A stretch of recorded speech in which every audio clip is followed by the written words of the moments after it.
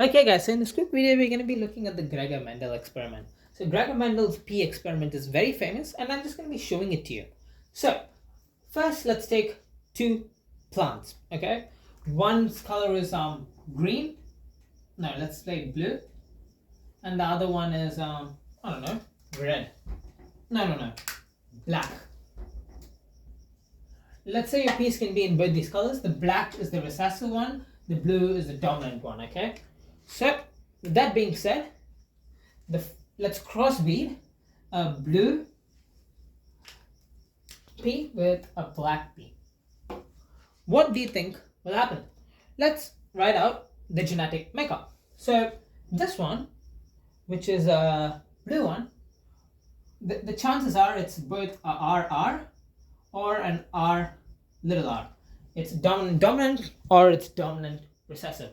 For the sake of this experiment, let's just say it's dominant, and the black, because it's recessive and it's less common, it's PP,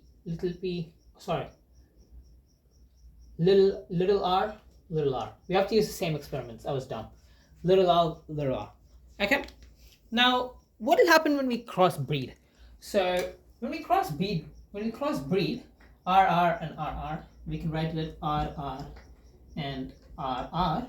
It's basically like opening up brackets in multiplication. So we take that there and this there.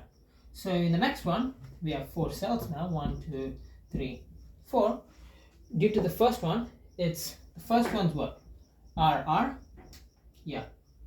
Big R, small r. The second one's big R, small r.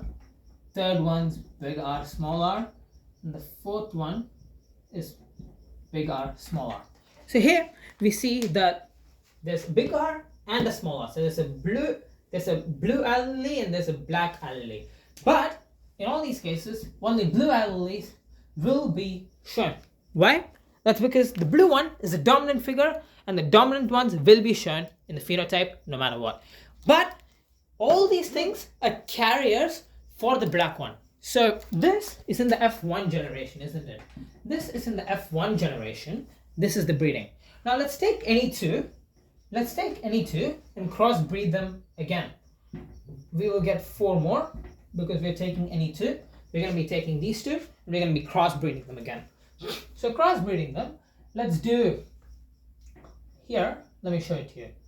R multiplied by R. So we cross multiplying again. So big R, that's big R. Now big R, small r, that's big R, small r. R, so that's big R, small r, and little r, that's little r.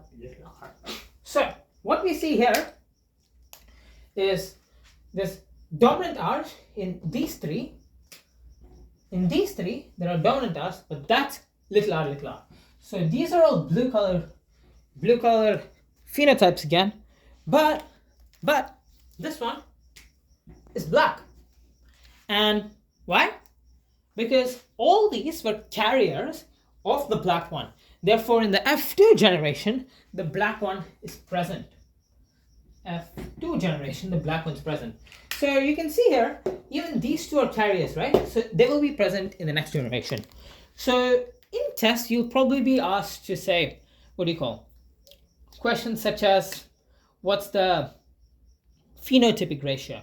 The phenotypic ratio is the observable characteristics, right? So for the observable characteristics, we would say there's 3 blue, 1 black. So the observable characteristics, so the genotypic ratio is 3:1. And what's the phenotypic ratio? Well, that's up to you to figure out. Write it down in the comments, and thank you for